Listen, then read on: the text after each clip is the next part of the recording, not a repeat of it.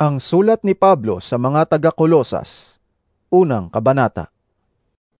Mula kay Pablo, apostol ni Kristo Jesus, ayon sa kalooban ng Diyos, at mula rin sa kapatid nating si Timoteo, para sa mga taga-Kolosas na hinirang ng Diyos at mga tapat na kapatid kay Kristo.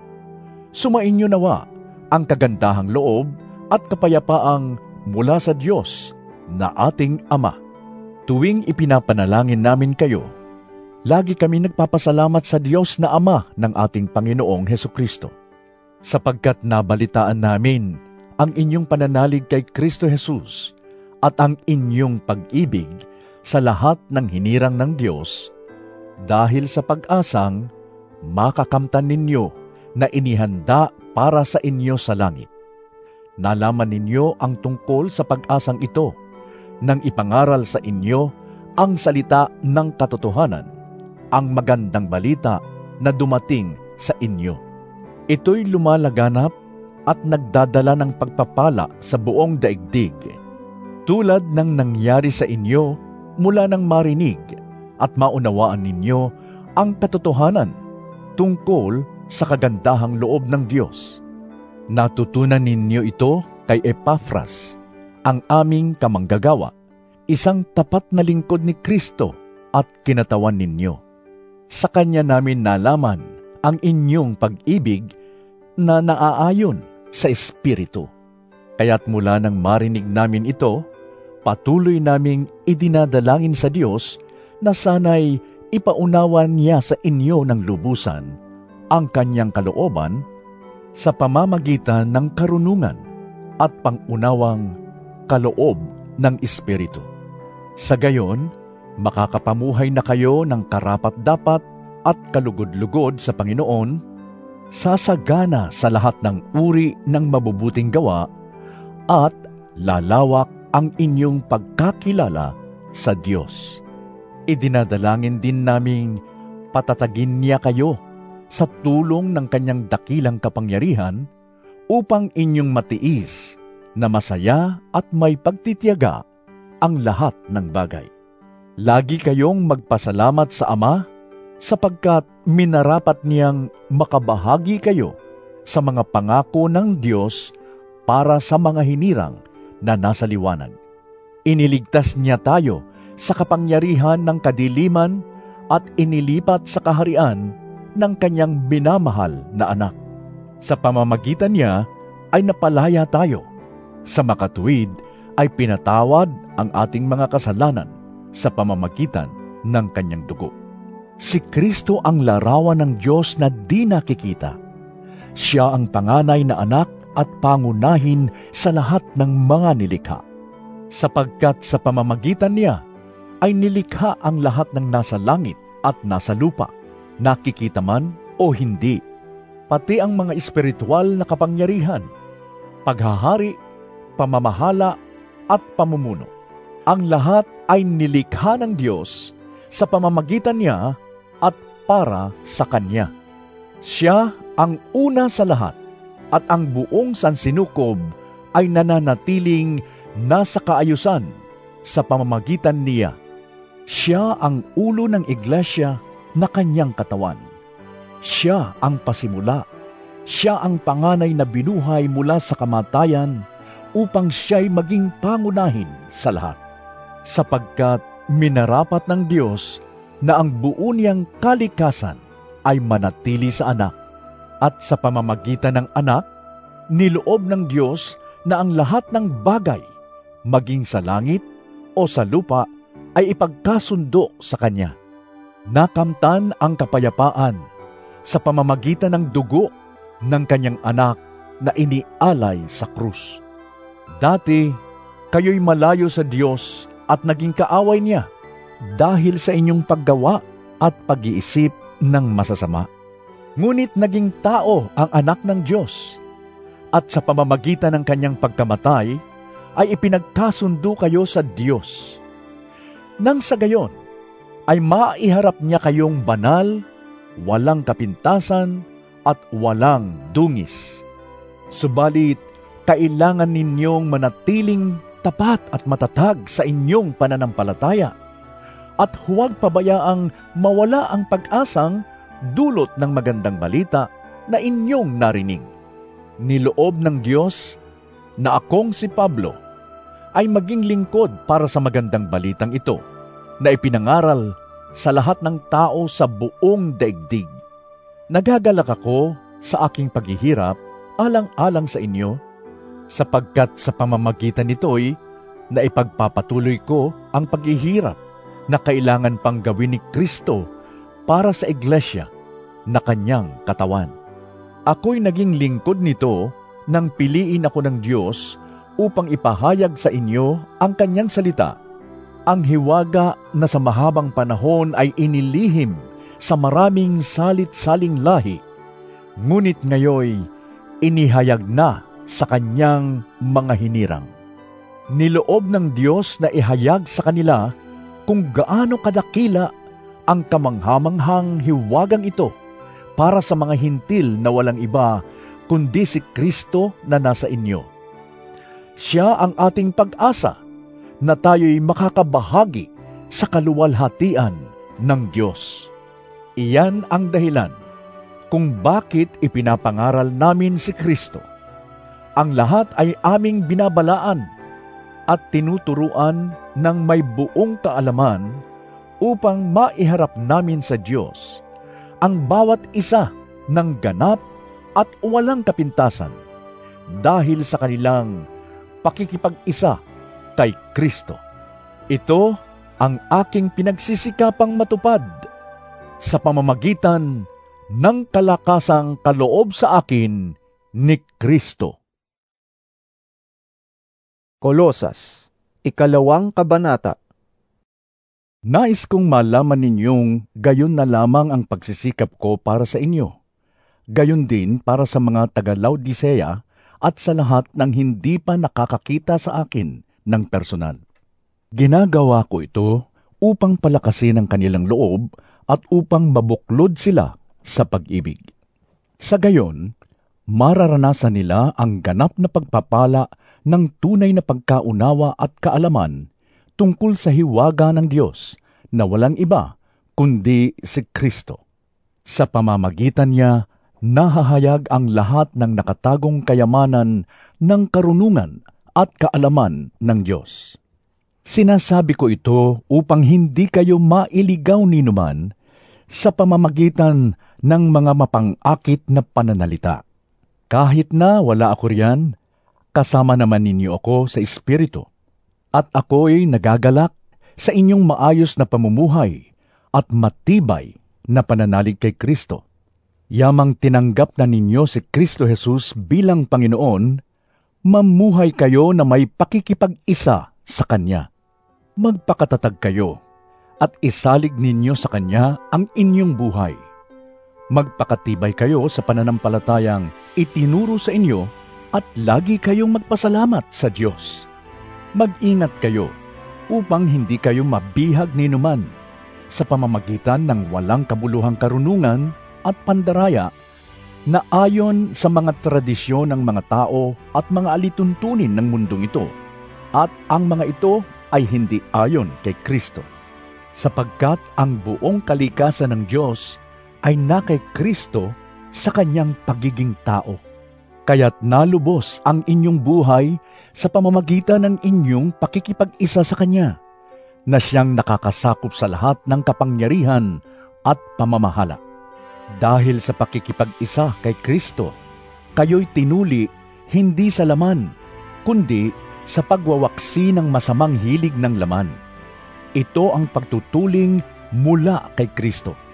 Sa pamamagitan ng bautismo, nailibing kayong kasama ni Kristo at muli rin kayong nabuhay na kasama niya dahil sa inyong pananalig sa kapangyarihan ng Diyos na muling bumuhay sa Kanya. Kayong dating patay dahil sa kasalanan, kayong mga hintil na hindi saklaw ng pagtutuli ayon sa kautusan, ay binuhay ng Diyos na kasama ni Kristo.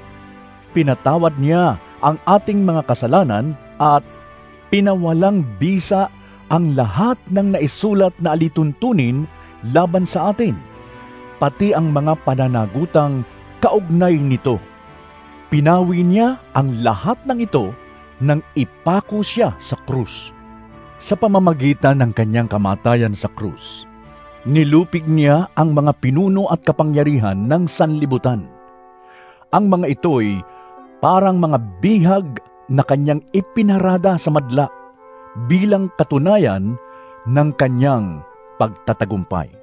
Kaya't huwag na kayong magpapasakop pa sa anumang alituntunin tungkol sa pagkain o inumin, tungkol sa mga kapistahan, sa bagong buwan o sa araw ng pamamahinga.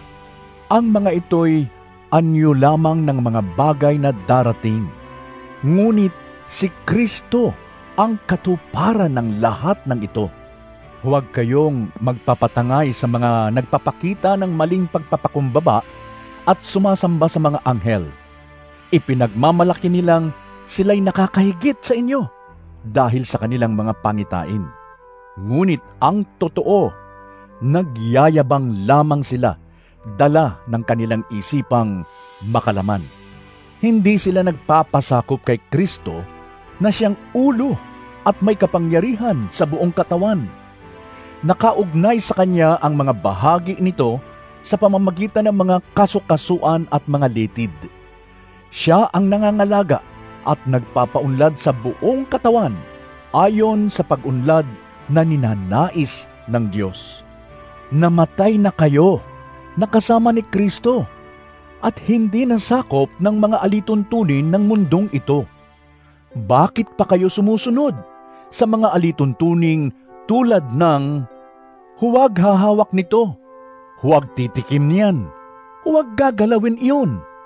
Ang mga ito'y utos at katuruan lamang ng tao at nauukol sa mga bagay na nauubos kapag ginagamit. Sa kaanyuan, parang ang ayon sa karunungan ang ganoong uri ng pagsamba, pagpapakumbaba at pagpapahirap sa sariling katawan.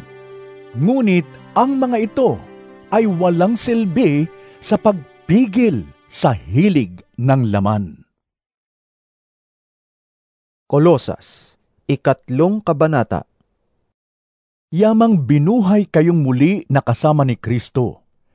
Ituon ninyo ang inyong pag-iisip sa mga bagay na nasa langit, na kinaroroonan ni Kristo na nakaupo sa kanan ng Diyos.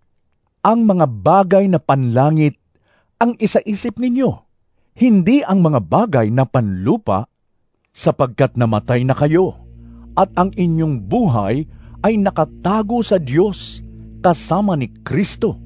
Si Kristo ang inyong buhay, at kapag siya'y nahayag na, mahahayag din kayong kasama niya at makakahati sa kanyang kaluwalhatian.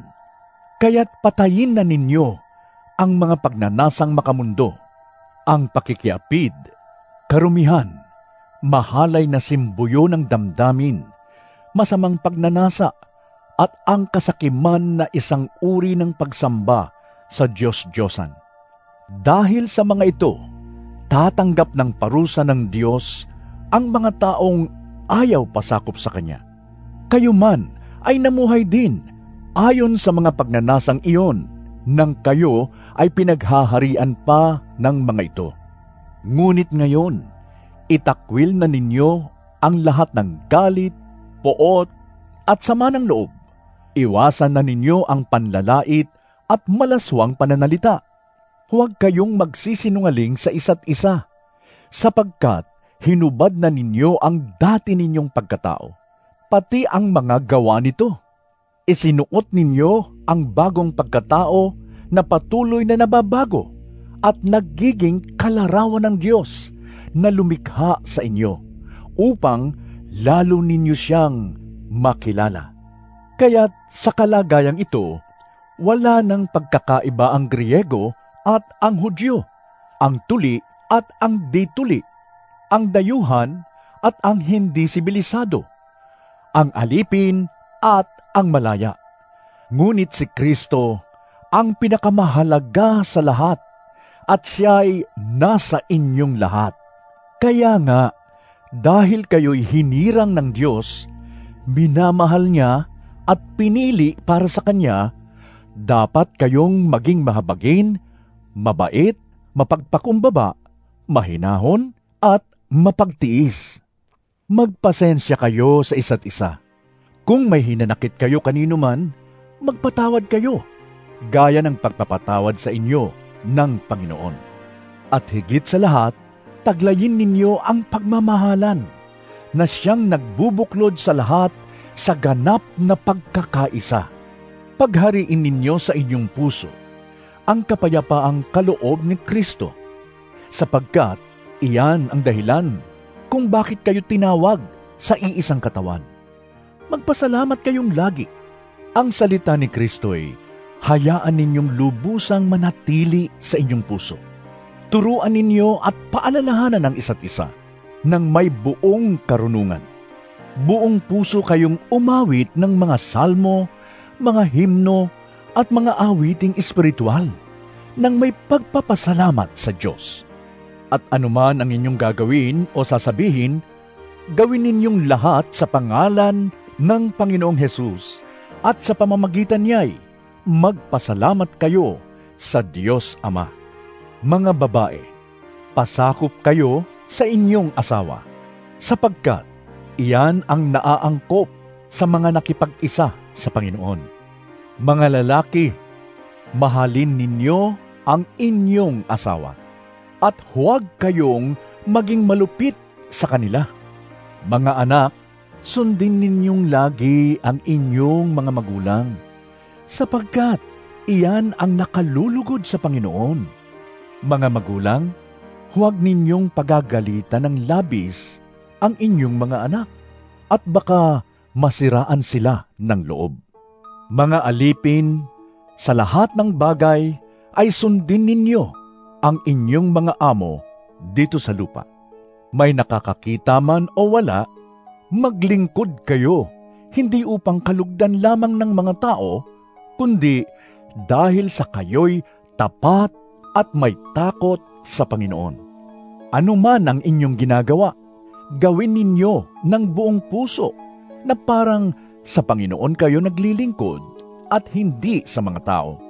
Sapagkat si Kristo ang Panginoong pinaglilingkuran ninyo, at alalahanin ninyong pagkakalooban kayo ng Panginoon ng gantimpalang inilaan niya para sa inyo.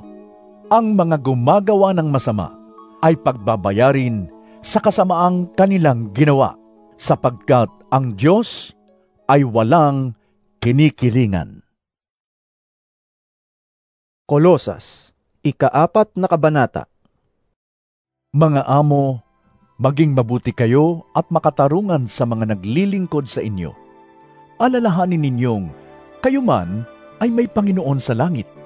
Maging matiyaga kayo sa pananalangin, laging handa at nagpapasalamat sa Diyos. Idalangin ninyo sa Diyos na bigyan kami ng pagkakataon na maipangaral ang Kanyang salita at maipahayag ang hiwaga ni Kristo, ang sanhi ng pagkabilanggo ko ngayon.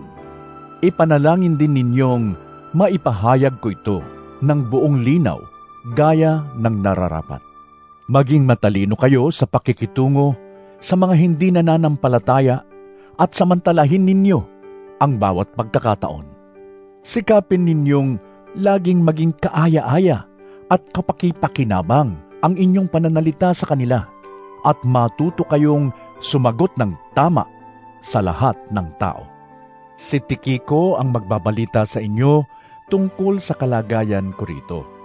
Siya ay minamahal naming kapatid, tapat na lingkod at kamanggagawa sa Panginoon.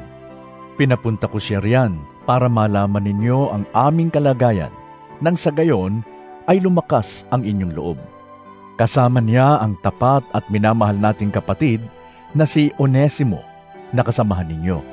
Sila ang magbabalita sa inyo ng lahat ng nangyari dito.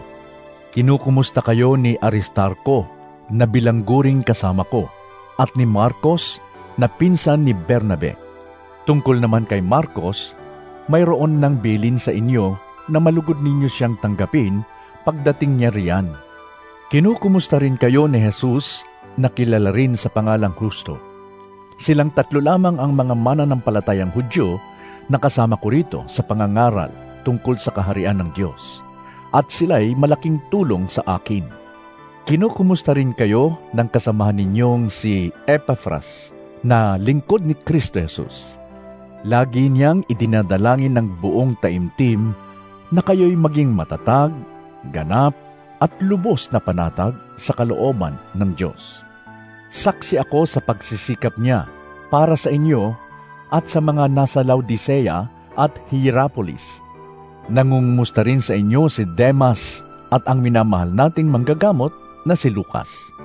Ikumusta ninyo ako sa mga kapatid sa Laodicea, gayon din kay Nympha at sa iglesyang nagtitipon sa kanyang bahay. Pagkabasa ninyo ng sulat na ito, ipabasa rin ninyo ito sa iglesia sa Laodicea. Basahin din ninyo ang sulat kong manggagaling doon. At pakisabi ninyo kay Arkipo na tapusin ang gawaing tinanggap niya sa Panginoon. Ako mismong si Pablo ang sumusulat ng pagbating ito. Huwag ninyong kalimutan na ako'y nakabilanggo. Sumainyo nawa ang kagandahang loob ng Diyos.